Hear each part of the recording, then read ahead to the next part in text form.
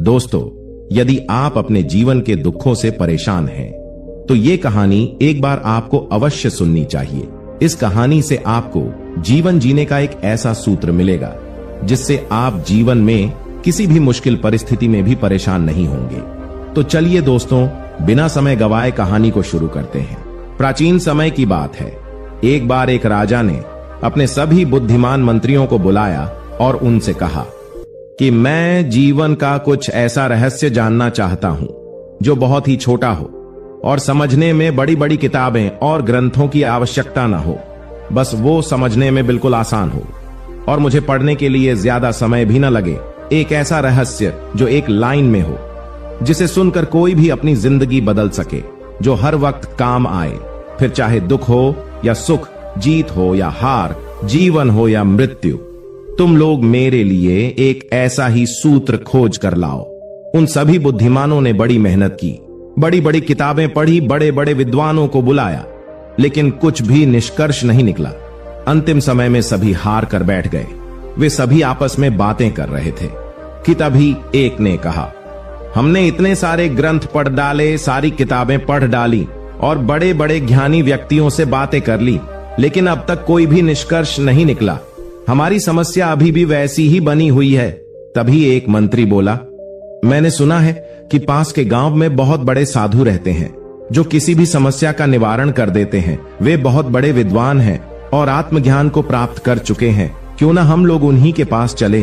वह सभी लोग उस साधु के पास पहुंचे और उन्हें सम्राट की पूरी कहानी बताई और इस समस्या का समाधान मांगा।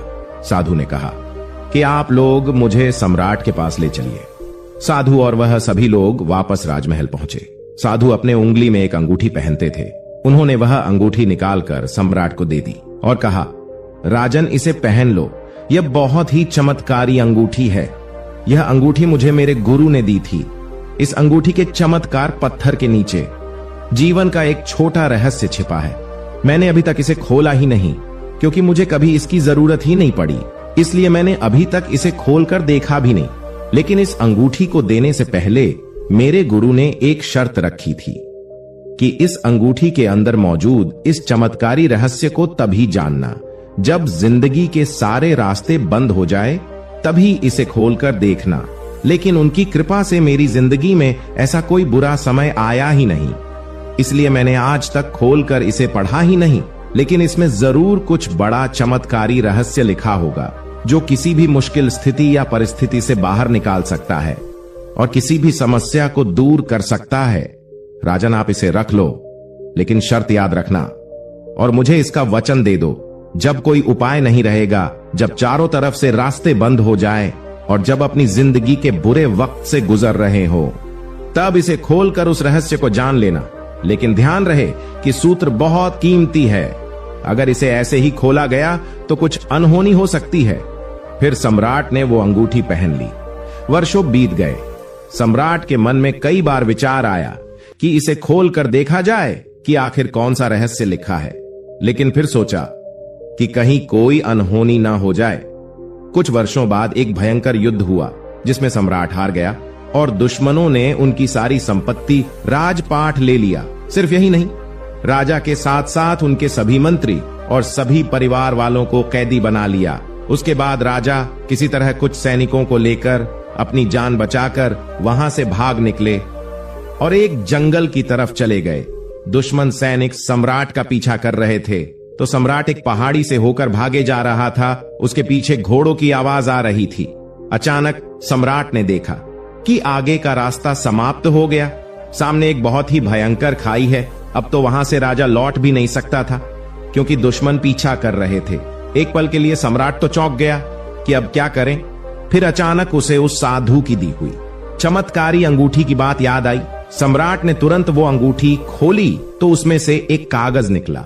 उस कागज में एक छोटा सा वचन लिखा था, जिसे वह पढ़कर चौंक गया। उसमें लिखा था कि यह समय भी बीत जाएगा। ये पढ़ते ही सम्राट के चेहरे पर खुशी आ गई और जो शरीर एकदम डर के मारे कांप रहा था, वो एकदम से शांत हो गया। उसने सोचा कि शायद सूत्र ठीक ही कहता है, अब करने को कुछ नहीं है। और इस सूत्र ने सम्राट के भीतर सोई हुई आत्मा को जगा दिया। यह वक्त भी बीत जाएगा। यह पढ़ते ही उसके मन का डर खत्म हो गया था। अब वह बेचैन नहीं था, घबराया हुआ नहीं था और शांति से उसी स्थान पर बैठ गया। और थोड़ी देर बाद घोड़ों के पैरों की आवाज सुनाई देना बंद हो गई। सम्राट का पीछा कर रहे सैनिक कुछ देर बाद वहां से वापस लौट गए, क्योंकि उन्हें सम्राट कहीं भी दिखाई नहीं दे रहे थे। उन्हें पता ही नहीं चला कि सम्राट किस तरफ चला गया। सम्राट ने चैन की सांस ली और अंगूठी को दोबारा वापस पहन ली। यह समय भी बीत जाएगा, ये पढ़कर सम्राट का दिमाग और भी खुल गया और उनके अंदर हिम्मत आ गई। इसलिए दोबारा उस सम्राट ने अपने मित्रों और सैनिकों को इकट्ठा कर एक रणनीति बनाई और दुश्मनों द्वारा कब्जा किए हुए अपने किले पर हमला कर दिया। और इस बार सम्राट की सही सूझबूझ से उस लड़ाई में जीत गए और वह फिर वहां का सम्राट बन गए। इस बार जब सम्राट अपने सिंहासन पर बैठा था तो वह बहुत आनंदित हो रहा था और उसका सीना गर्व से चौड़ा हो रहा था। उसका मन चिल्ला चिल्लाकर प्रजा से कहना चाह रहा था कि देखो, मैं वही महान सम्राट हूं जिसने अपना खोया हुआ सम्मान, खोया हुआ सैनिक, खोई हुई संपत्ति और परिवार फिर से वापस पा लिया है। मैं एक विजेता हूं। लेकिन इससे उस राजा का घमंड भी बढ़ते जा रहा था। तभी उस चमत्कार पत्थर की रोशनी जब सम्राट की आंखों पर पड़ी तो उसको वह अंगूठी याद आई।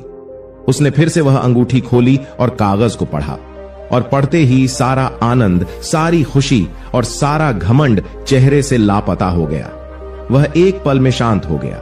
इस पर उसके मंत्रियों ने प्रश्न किया कि महाराज, अभी आप बहुत खुश थे, लेकिन अचानक आप इस तरह शांत क्यों हो गए? क्या बात है राजन? तब सम्राट ने कहा, यह वक्त भी बीत जाएगा।